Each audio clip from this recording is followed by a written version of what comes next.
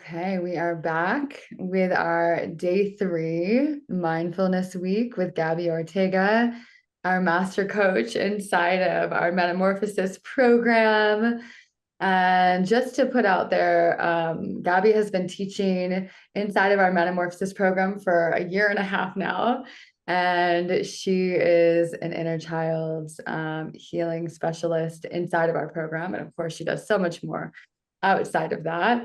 And we're so grateful to have you. And for Heather, or whoever's new today, Gabby studied under Jack Cornfield and Tara Brach and did a 2-year mindfulness program. And this is kind of her debut into the mindfulness space. So Gabby, thank you so much for doing this. We're happy to have you here. Yeah, I'm super happy to be here. And this week has been such a great opportunity to just hone my skills and connect with you guys and really dive into the depths of all things mindfulness. So it's been awesome. Thank you. Do I have the ability to share my screen? Ah, yes, yes, yes. Okay. Thank you. Because today I usually for this wasn't really sharing any kind of PowerPoints, but I have some visuals that I think would be helpful for today's chat. So, what I was saying before is that, today we're going to be talking about mindfulness of the body. And as human beings, we tend to walk around very disembodied, very disconnected from our physical self. And our body is really such an incredible tool for giving us information about where we are, what we need.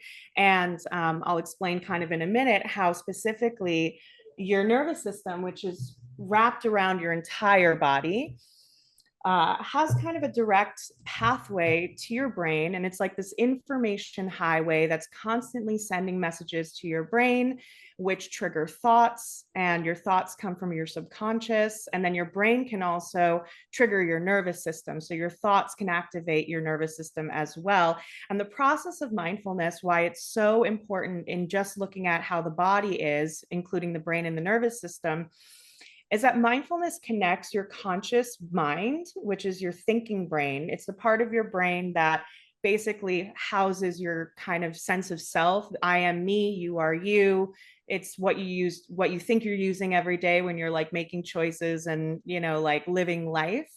Um, Mindfulness connects that to your primal brain, which is where your subconscious lives, and to your body, which is where your nervous system lives. And when all three can work really well together, you have a tremendous amount of power and control over how you experience your life and over your ability to heal from things that may have happened to you, change your beliefs about yourself and about the world around you to support whatever goals you have for yourself, your happiness, your well-being, your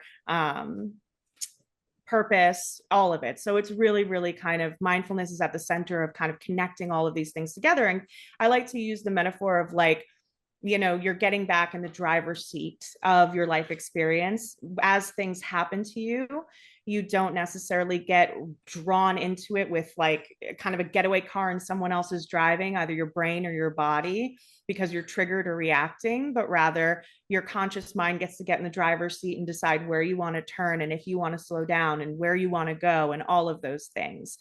So we're going to do a little practice today where we're going to kind of explore how your body's language, how your body speaks to you and the language it uses through sensations so that you can better understand where your nervous system is.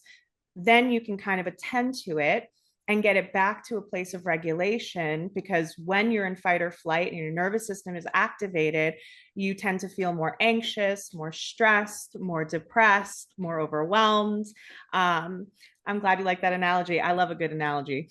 And you tend to feel very out of control. So if you feel like your thoughts are always racing, or you feel like you have intrusive thoughts or really negative thoughts, self-perceptions about your worth and your value, and you find yourself kind of in these cycles in your life that aren't working for you, you can really look to your nervous system as being kind of a center of where all of it begins. So I'm not going to go over all of these points. This is from like a trauma workshop that I did, but feel free to screenshot and kind of look at it. But what you're looking at in the image, that's the important thing. That's your nervous system. we have been wired since the beginning of humanity and time as mammals to pick up and identify on potential threats to our survival. So if you're a caveman and you're out hunting, your nervous system, which is this series of really intricate nerves that are wrapped around all these parts of your body, it's like this hypersensitive antenna that is picking up on energy that's your conscious mind is not even aware of, that's around you. So that while you're paying attention to maybe gathering some berries or hunting an animal to feed your family, these nerves are always on the lookout for the rustling in the bushes behind you with the lion ready to eat you. And that's how we have really survived as a species and how mammals survive in general, because of this kind of hyper attuned antenna. And the thing that, happens in modern day societies, like while humanity has really grown in, we're not like living in caves anymore. Now we're like modern society.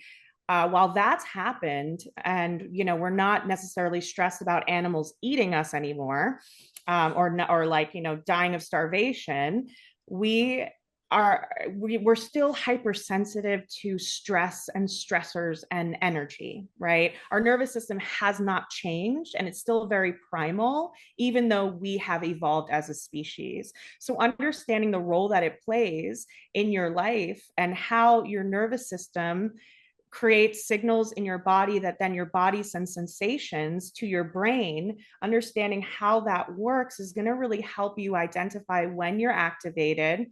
And then you can take steps to kind of deactivate and come back to a place of groundedness so that your thoughts kind of stop racing, you feel less anxious, feel less stressed, and you're able to think clearly and all of that.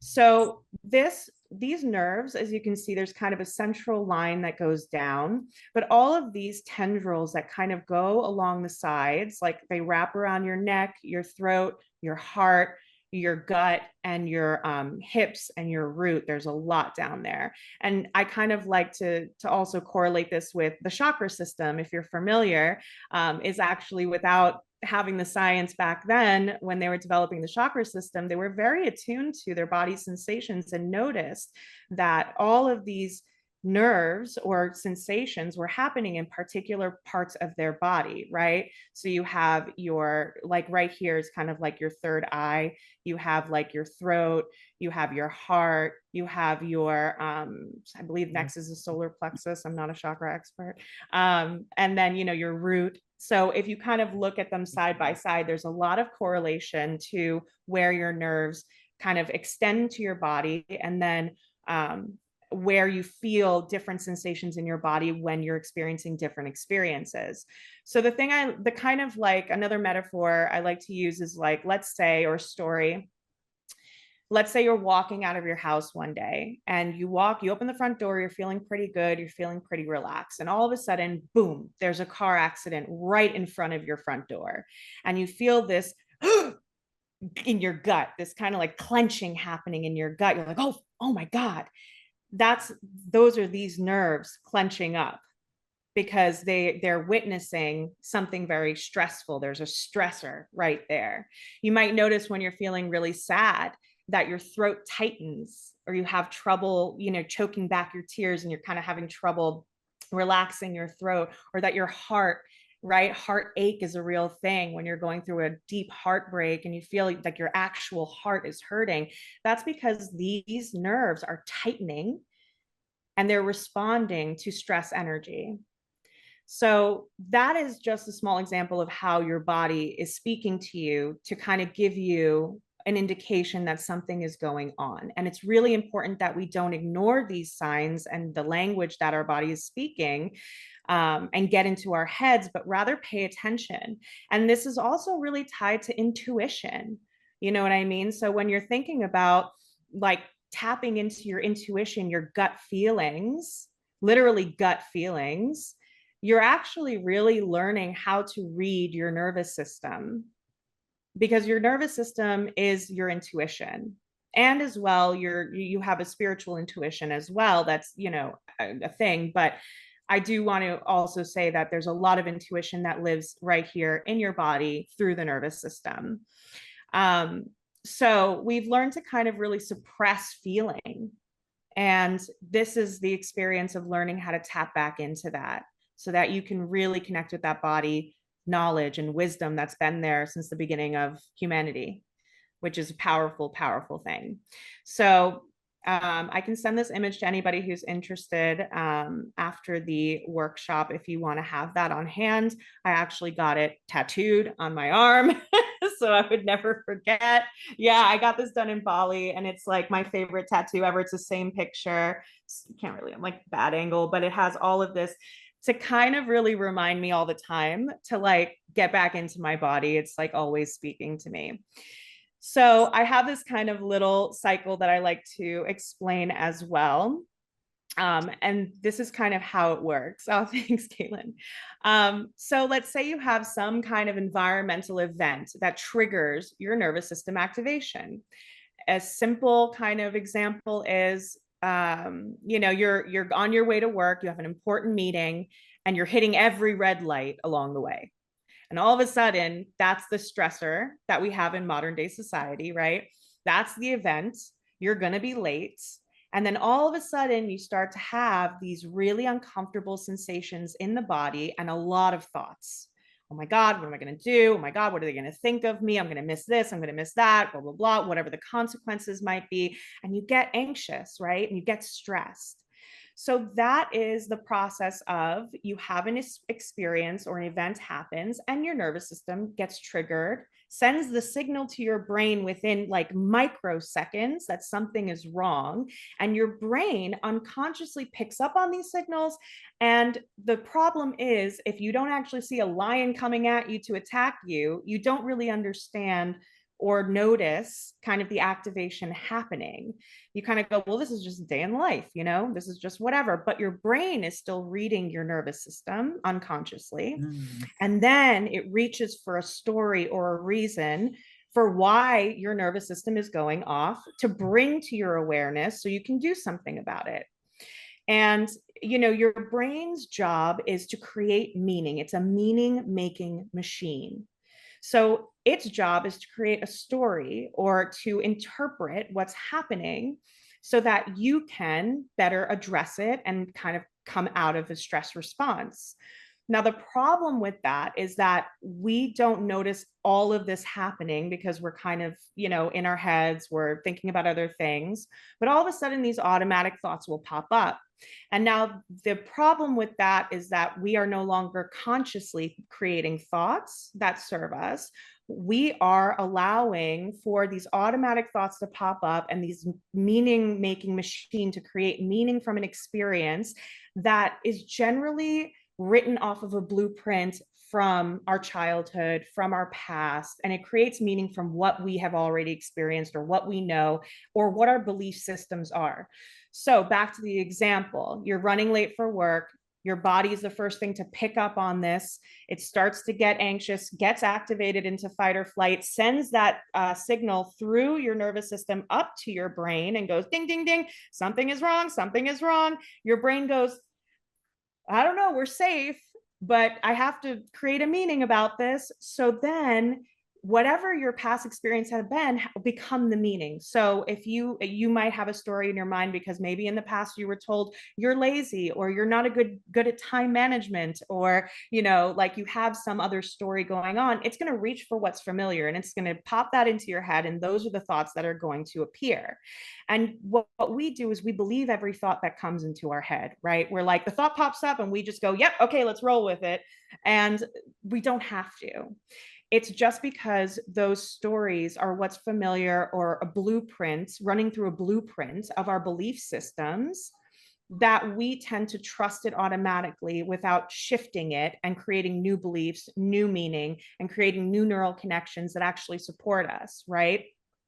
So we have the feeling, then the automatic thoughts start to pop up. They usually make us more stressed. And if you have trauma, they tend to be pretty heavy thoughts as well. And the last part, like I kind of said, we don't question or challenge the validity of these automatic thoughts. We latch onto them and let them take us away. And then these end up kind of keeping us stuck in these cycles of not feeling good enough, feeling anxious, feeling not worthy, feeling not smart, not good at time management, whatever that might be. And we kind of stay stuck in the same patterns in our life, because then the choices we make from those thoughts actually are just reinforcing the old belief systems. And what mindfulness does is it basically inserts a giant pause when you start to be able to observe and notice the thoughts in your head and the feeling in your body, instead of like latching onto the thoughts or beliefs that come up. I'm going to be fired. People are going to hate me. I'm so stupid. I'm bad at time management. I shouldn't even be doing this. Blah, blah, blah. It's all my fault. We kind of are able to pause, breathe, and observe those, let them kind of dissipate and go away. Bring our body a little bit out of that fight or flight. And then we get to go, okay, let's show ourselves some compassion. We didn't choose to get stopped at every red light. This is life. Sometimes it happens. Everything's going to be okay. If people are upset, they'll be upset, but it's not the end of the world. And we're okay. And then we start to be able to shift then how we are experiencing that event.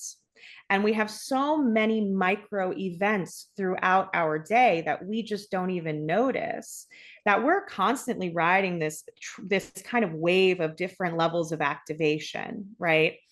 So today we're going to be looking at learning how our body is showing us if we are in fight or flight, or if we are in a nice rest and digest. So the last kind of image that I really like to show are, these are the nervous system states. These are different states of activation. When we are in this nice green zone, we're belly breathing, we're feeling grounded, we're happy, we're open, we're feeling, like we want to connect with people. It's that really juicy, comfy, lovely of like not being stressed. And generally, this is not where we are most of the time. Most of the time, we're somewhere in these two. So we have the events, we're hitting all the red lights, and suddenly we're taken out of this green zone and we're heading up towards fight or flight. This is kind of our low, mid to high level of stress. It can range from like light frustration, light worry or concern, to full on rage, full on panic attacks, things like that. When we reach a threshold of stress, and this is different for everybody, this kind of line that gets crossed, we actually flip into collapse, which is freeze. And that's really associated with depression, shame, shutdown, like doom scrolling for 8 hours or binging Netflix for 8 hours. You can't really think clearly. You're just really foggy. You're just feeling really down, really negative. And the goal is to understand, when is my body telling me I'm in the green? When is my body telling me I'm in the yellow? And when is my body telling me I'm in the red? So that I can intervene with tools to kind of help myself, if I need to, get back into this nice place. When we're in the green zone, our body is not flooding with cortisol, norepinephrine, or adrenaline, which are the stress hormones that cause disease and decomposition of the brain and body. Our gut health is much better. Our gut is working much better. We have low inflammation. We are more resistant to infection and illness. Our immune system is improved. Our emotional health is much more stable and much more like on the positive side. This is where we, aim to be as much as we can, given the fact that we are human beings living a very complicated, complex life, right? When we're in fight or flight, we are seeing all of these kinds of things happening on the right? Blood pressure increases, there's more tightness, there's more pain. If you experience chronic pain, your pain will increase. You tend to slow your digestion. It's just all kinds of things are happening that are feeling uncomfortable in the body and causing degeneration.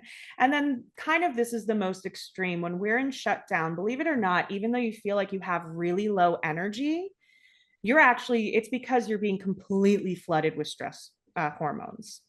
And all of those, the amount of stress hormones entering your body are really causing a lot of damage. So, for your mental health, for your physical health, and your emotional health, it's really important to understand and be able to witness when your body is in these different states so that you can approach it in however way that's going to help you kind of come out of it and back into this green zone. So this is kind of like a really quick and dirty explanation of the nervous system, and there's a lot to chew on with that. So feel free to message me if you have any questions, but I want to get into, let me stop sharing. I want to just get into the practice so that we can start paying attention to our body and kind of learning for each of you, what are the sensations that come up that let you know that you're in these different places. Okay, so before we begin, oh yeah, I'll send you all of these photos for sure, so that you have them. I think they're really good references. I'm a visual learner myself, so having them in front of me, yeah, you too, Raina. Okay, having them in front of me has been tremendously helpful. So, okay, cool, awesome. Lots of visual learners here. Perfect. So, one thing I want to kind of for safety and kind of like a little safety chat before we get into it, we're going to be going through feelings of happiness, worry, anger, and sadness, depression, shutdown. I'm going to invite you to think of an event or think of something that brings up these emotions. So, it might be a little uncomfortable for you. You are not, by any means, you do not have to sit in this if it's too much. And I also don't want you to bring up anything traumatic, because then we're going into a really activated place, and I want to keep this kind of safe. So when I ask you to kind of or invite you to kind of tap into a time where you felt pretty upset, like angry, or you had that anger bubbling up or something that makes you angry, let's keep it like on a scale of like 0 to 10, let's keep it at like a 6 max. I don't want you guys to go all the way to something that makes your blood boil. You don't need to go all the way to start feeling and noticing how your body responds to those different stressors. And like I said, if you need to at any time, return to just a breath, let everything go. If it feels like too much, back off, and you can always try to lean into it again. But I do encourage you to stretch a little bit and see if you can stay with these different feelings and just begin to observe how your body's language is speaking to you. Is that clear? Does anybody have any questions or concerns? Cool. Okay, so what we're going to do now is go ahead and get comfortable. You can lie down, you can sit. I love that you have a blanket, Raina. That's like my jam. Like, get like cozy. And when you're ready, just go ahead and close your eyes or take a soft gaze, whatever feels right for you.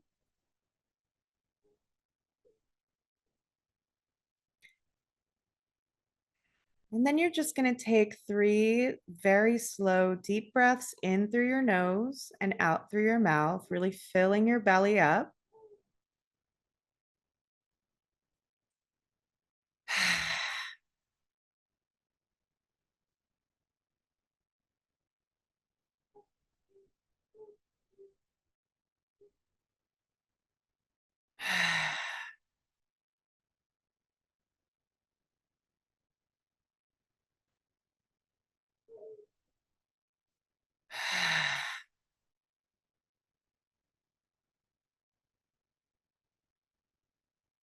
And then just returning to a breath that feels natural and comfortable for you.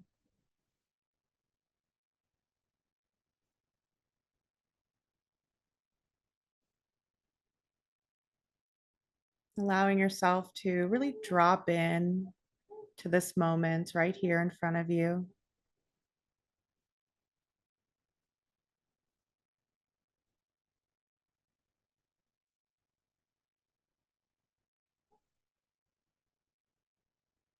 leaving everything else at the door. You can get back to it later.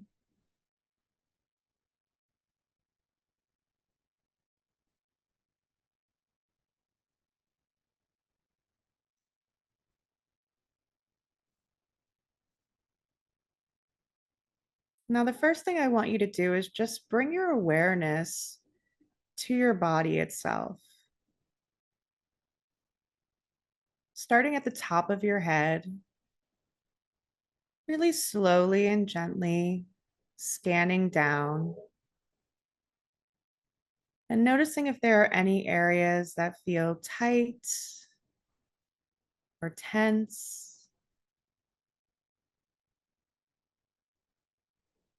And if you find one of these areas, just inviting you to breathe into that space and allow the breath to melt away the stress and the tension.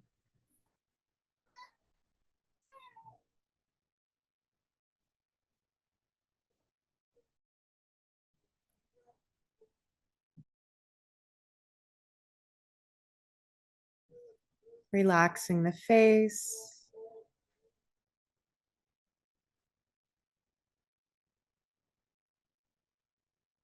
dropping the shoulders,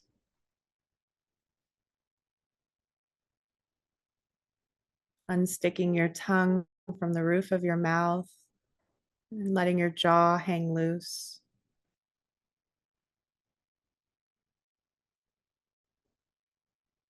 Letting your heart and lungs rest.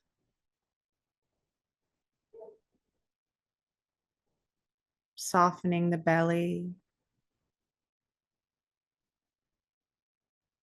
softening the arms and the hands.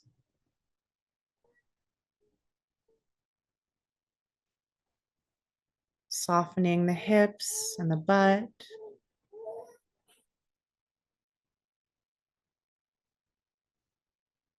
Relaxing the thighs and the calves.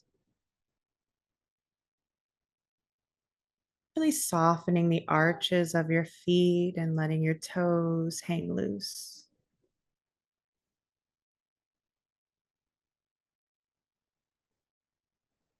Just allowing your body to go fully limp,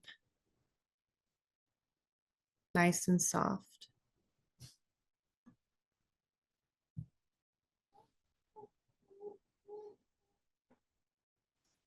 Full permission to relax.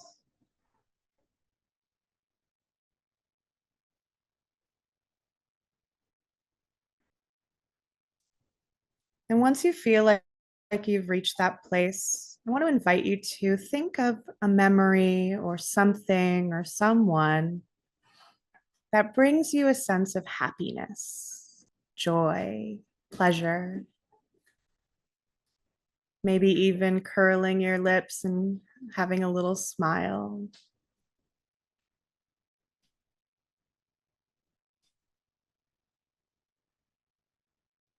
Let yourself really be with that memory or that person.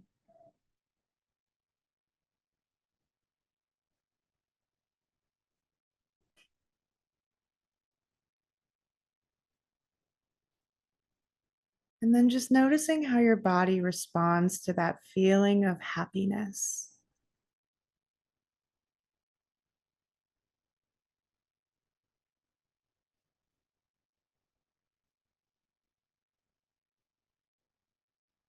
Is there a temperature, a warmth anywhere? Does your body feel more grounded? Does it want to move?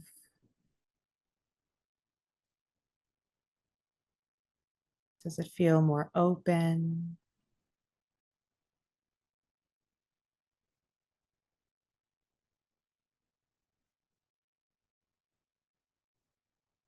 And just sitting with that for a moment.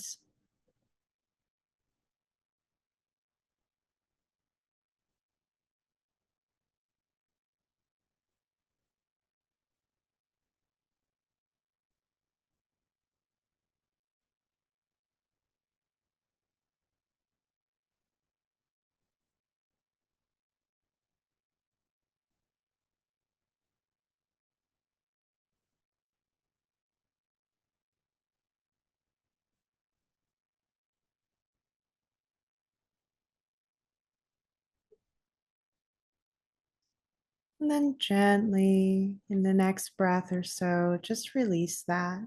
Return back to a neutral place.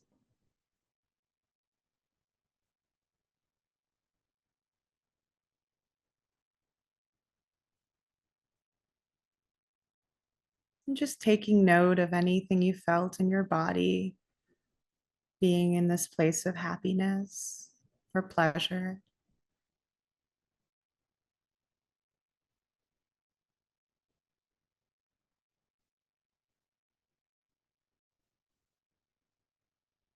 And now I'm going to invite you, if it feels comfortable,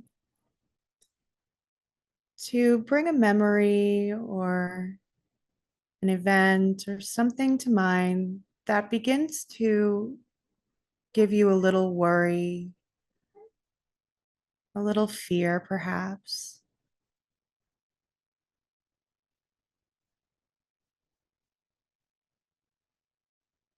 Really be in that moment with that experience of worry or fear.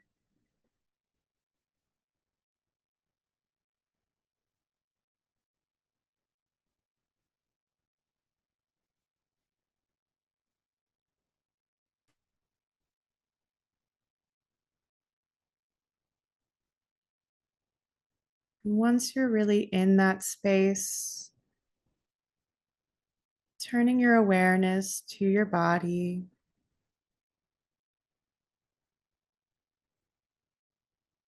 noticing any sensations that are coming up,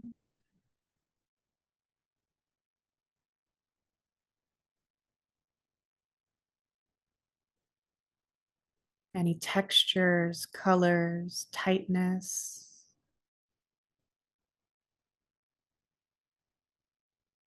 Maybe the heart is beating a little faster.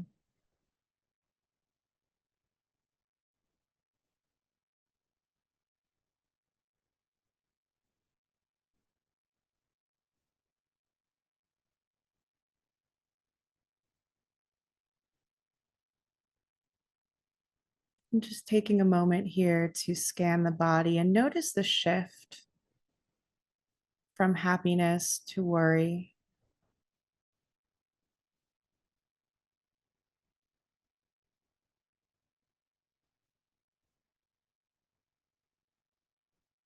And then in the next breath, gently letting that go and just bringing it back to the present, to a neutral place.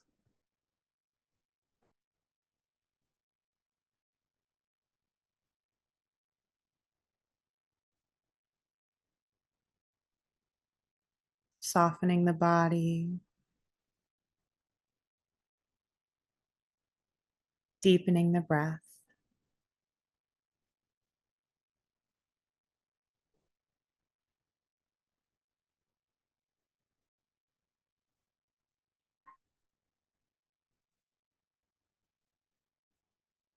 And now I want to invite you to think of something that brings on anger, frustration, irritation,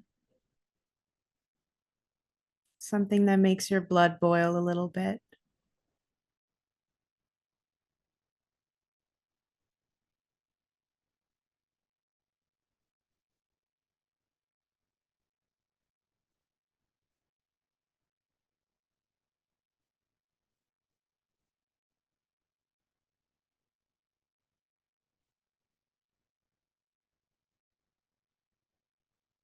Let that anger really bubble inside of you.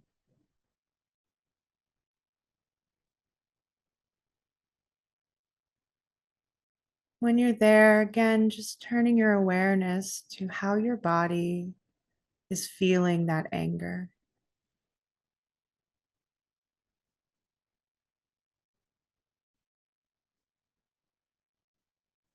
Where is it tense or tight? Does it feel like your body wants to take action or move?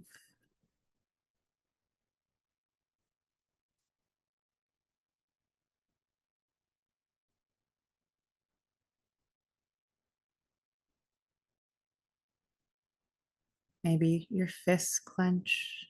You feel tightness in your hands or your heart.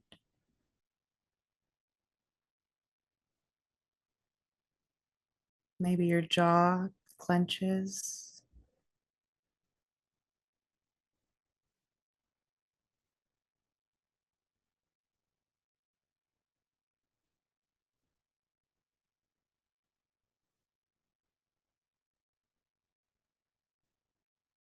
And just sitting with that, observing the body for a moment.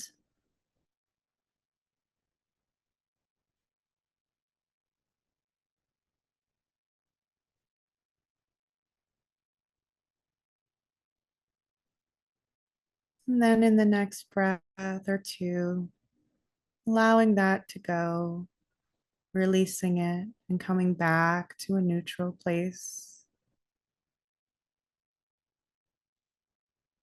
Maybe giving yourself a nice big breath and a nice long exhale.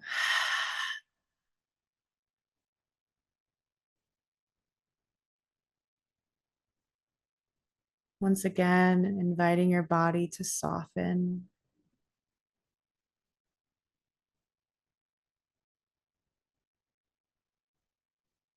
Reminding yourself that in this moment you are safe.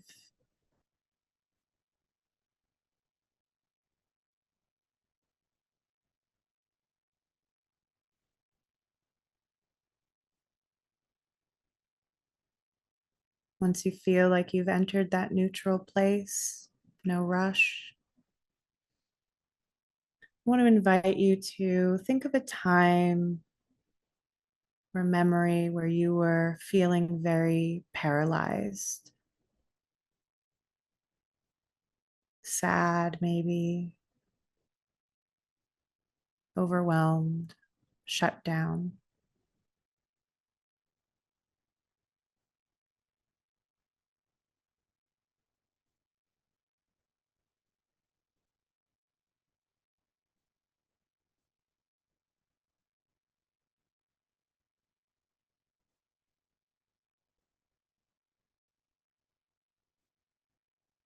Once you're there, turning the awareness to the body and just noticing any shift in sensations. Does your body position itself differently?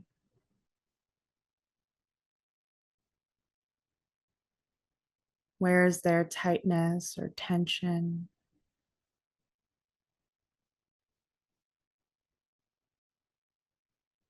If there are any emotions that want to bubble up, just allowing those to come through.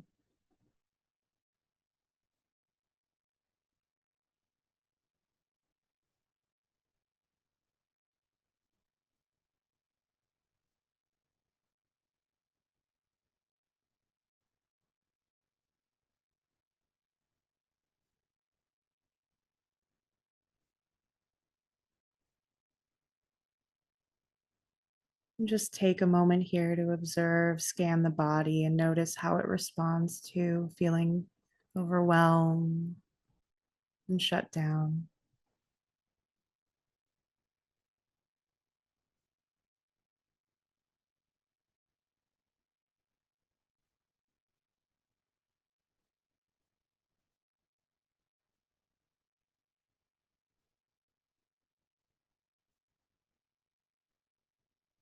And then in the next breath or two, breathe in and exhale and let it go, floating away.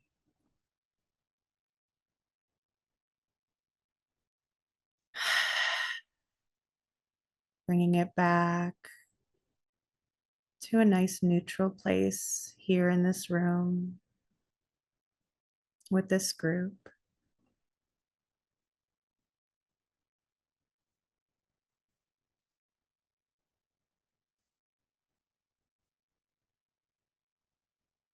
Allowing the body to relax and soften.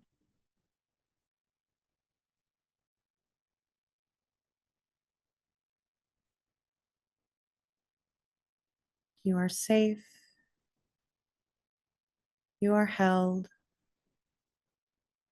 You are supported.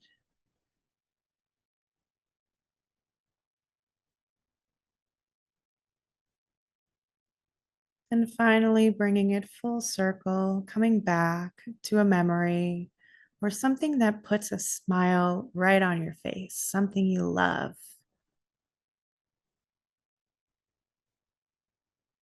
Could be anything, a good reality show, a snack, an adventure, a person, but something that brings you that nice, juicy, warm sense of joy.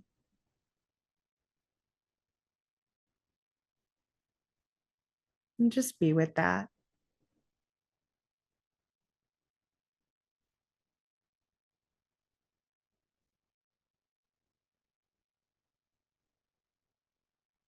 Let that joy bubble up in your belly and up through your chest and wrap around your heart and come out through your throat and flood every inch of your being.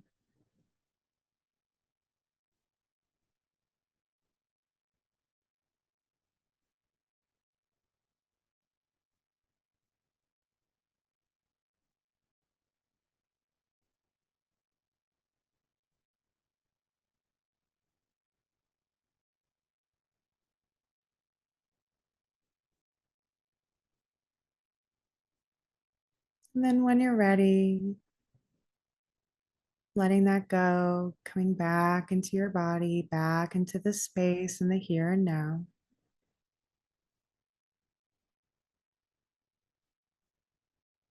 Maybe wiggling your fingers and your toes, giving yourself a little stretch if that feels good. And then last and very least, opening your eyes and coming back when you feel ready. Take your time, no rush.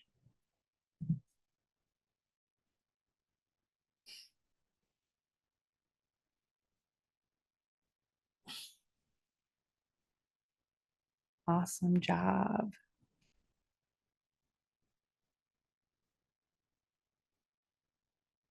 Beautiful, guys. Not easy to like go to those places sometimes. And sometimes we don't feel anything. That's normal too. Just keep practicing and repeating and connecting and sensing into your experiences and how your body is sharing with you what's going on internally. So at this time, I'll open it up. We have a few minutes for any questions, comments, anything you'd like to share. You can drop it in the chat or you can unmute. I'm happy to. And Chelsea, I know, is an expert in all of this too. So I'm sure if you want to ask her anything, that's cool too. But yeah. And let me know how this was for you if you don't mind in the chat, if anything came up or surprised you.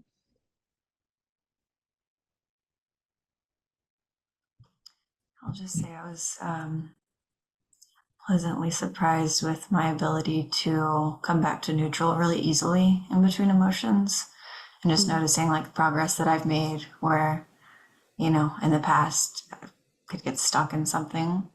But just like, yeah, that was really nice to just like come back to neutral. Yeah, just wanted to share that. Thank you for sharing. That's awesome. It's not easy to, and it takes practice to be able to kind of come out of those states and find that neutral place again. So that's powerful. That's awesome. Gabby, on that note, what would you recommend for, let's say, in this situation, we're being guided and we're held the whole time, and you're having us put an image in our head and then shifting the image. Like, let's say that, like with Heather's question, if we weren't being guided, how would you recommend us coming back into that neutrality? Yeah. So meaning like if you're in a moment, right, where you're feeling a lot like you're feeling activated and things are happening, I want you guys to think of, well, there's two things. Number one, very practically, if you can, remove yourself physically from the stressor, if you can. If it's something happening right in front of you, having an argument with somebody, take 5. Physically remove yourself from that moment if you can. And the other thing is, it's really important to cultivate an anchor. And the anchor is always where you can come back to help you come out of those places. This can be your breath, coming back to that soft belly breathing, allowing yourself, and it's not about not feeling, right? So let's not confuse the two. When you're feeling activated, your body needs to essentially complete the discharge of that stress. So if you're feeling very angry, you may not feel like the breath is accessible to you at that moment, depending on the severity of the anger, or let's say the anxiety, worry, fear. If you're at a really high place where you're very activated, you need to really work on discharging that and releasing it. So things like somatic shaking, getting that, just shaking your whole body can really help you just like get out that anxious energy. You can, if you're angry, I love using a pillow. You can scream into a pillow until you can't anymore, punch it to death until maybe tears start to come, because behind anger, many times, is sadness or grief. Discharging and completing that discharge will help you come out of it. If you feel like you're not as activated, but somewhat activated, kind of like up to the middle area of activation intensity, you can try closing your eyes and just breathing and belly breathing, and using that technique of flipping that switch in your nervous system, because those deep belly breaths flip the switch to help your body feel safe and therefore deactivated. So it depends on the spectrum of intensity of what that activation is. Sometimes you need to upregulate, which means like get active and get it out somehow before you can come down. Or you're in a place where you can just come down with the breath. And the other thing I want to invite is co-regulation and object use. If you have an object that you can reach for to just ground yourself. I used to carry crystals in my pocket when I was really doing this work, just a rock or something that I could hold. Heck yes, exactly. Heather, yes, you are right on point. Yeah. I used to have them in my bra and like everywhere in my, like they're all over like the house and the car, like wherever I would be. I had like crystals with me. That's highlight of my day too. That was awesome. So you can reach for something and just hold it, and almost like, I have a baby, like I said, and I'm giving her new toys, and just like, it's kind of that practice of like having an object and just looking at it and touching it and putting it to different parts of your body, just being like really present with that object, holding it, stroking it. That can be a really great way to ground and kind of come out sometimes. And if you have a partner, a friend, a parent, somebody in your life that's nearby that's pretty regulated themselves, we're hardwired to regulate with other people, which is why sometimes you might feel overwhelmed in a crowd with a lot of people, because there's a lot of frenetic energy from everybody happening, and our nervous system is picking up on that. So just like it does with that, it picks up on calm. And so if you have I know with my partner, whenever I'm feeling a little overwhelmed or anxious, I just go in for like the biggest bear hug, and like we hold each other and we breathe together, and that person helps me co-regulate. Also, side note, I did equine therapy. I was like an assistant for an equine therapist for a while, which is for horses. Horses co-regulate with human beings. They actually shift their heartbeat to match the rider, and then slow their heartbeat down so the rider's heartbeat slows down. And that's how we use horses to co-regulate.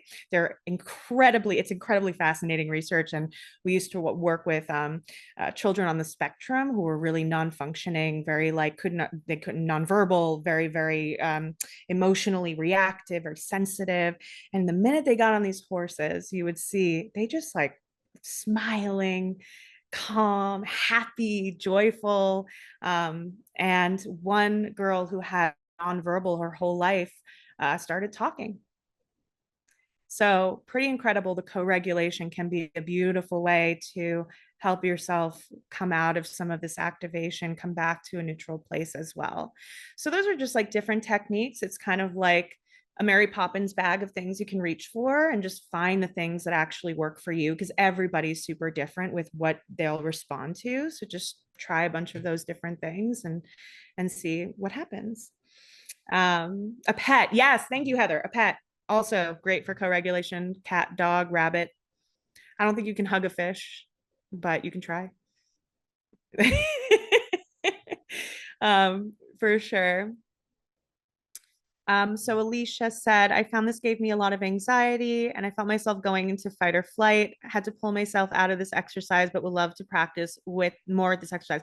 I'm really glad you pulled back, Alicia. That's super, super important. So when you do feel like you're doing this work and you're just connecting to these different activation states, if you start to feel like it's too much, come back to that neutral breath or one of those grounding techniques. Let yourself have a pause. Don't force yourself to go into anything that is going to create more stress for you. And on the other side, the more you practice, the more you start to feel comfortable in the stress, if that makes sense. And so you're expanding what's called your window of tolerance, which is a beautiful thing. So your window of tolerance is basically what can you tolerate before you go into a place of pretty big activation. And if small things give you big reactions, your window of tolerance is probably small. But when you work in this way, using mindfulness to start to tap into those and take yourself out and tap in a safe environment, in a safe place where you really can take yourself out of it when it feels like too much, you start to actually teach your nervous system, like going to the gym, how to tolerate that stress better. So you feel less reactive every time that you experience new stressors. It's like literally the nervous system is going to the gym and practicing engaging in that sensation, learning that it's safe, and then expanding that window of tolerance. So instead of having big reactions to these stressors, they start to get smaller and smaller and smaller and smaller until you have stressors that come and affect you, but you're kind of like, okay. Like I used to literally like get so anxious saying no to anybody. Like I was the world's biggest people pleaser here. And it got me into a lot of trouble, like for myself and just a lot of things. So, and if you're a people pleaser, you know, when you say yes to everything, it's very stressful. And I used to feel my throat would tighten, my heart would race. I would start sweating sometimes, and I just like could not say no. And I started practicing in small ways of like saying no or speaking up for myself. Sometimes it was like I know this is like cringe for some people, but it's okay. I worked in a restaurant. They don't mind if you do this, but telling the waiter you don't like the food or something, you didn't get what you ordered, right? And sending it back. Like, like I would be like that. And then I started to practice saying, you know what, I'm so sorry. I just like don't love it. Can I have something? Can I order something else? And like eventually you stop feeling stressed. You're like, oh, I don't like it. Hey, what? Can I get something else? And it's a totally different experience, right? And that's because with that practice, you're opening that window of tolerance so that it doesn't feel as stressful anymore for you. And therefore, your anxiety reduces, your potential to shut down really reduces, and you're able to kind of like exercise your body's ability to tolerate that stress. What are the best ways to expand the window?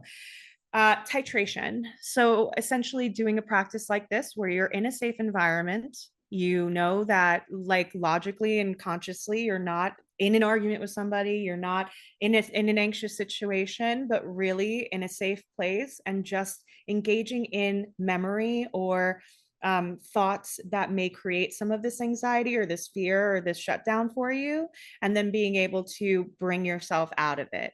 And so, like I said, touching on memories or thoughts that bring you to maybe a 3 to start, and then maybe trying a 4, and then maybe trying a 5. And then over weeks and over time, you can kind of increase. And then that's kind of a good way of doing it. The other thing is practicing in real life, right? So notice throughout the day where your nervous system is. I used to set alarms on my phone, not even kidding you, where every hour my phone would go off and I find a way to close my eyes and sit no matter where I was or what I was doing or who was around, public transportation, like people thought I was the weirdest person at work, like whatever. And I would go, okay, where am I? What's happening with my heart? Where am I tense? How am I, like, what is my body doing and feeling? And then figuring out, okay, where am I in my window of tolerance? Where am I in my stress levels? And then doing something to continue to bring me out of that every time. And sometimes I'd be in a happy place and I'm like, I'm great, like awesome. So that'll really help, just being mindful and using that mindfulness every day to continue bringing awareness to how your body is feeling throughout the day, every day. Because, like I said, we're at different levels of activation because we have lots of different experiences every single day at different intensities. And so you can always pause and notice and witness, and then see what you can do to bring your body back to a sense of safety and containment. And that is literally how you do it. It doesn't even have to be like a sit down meditative practice, just literally checking in throughout the day and doing what you need to do to bring it back down into a regulated place. That's how you build your window of tolerance. You're basically showing your body that it's safe and that you got it, you're in control. Any other questions or anything before we wrap up? I'm glad this was relaxing, Nisha. Awesome.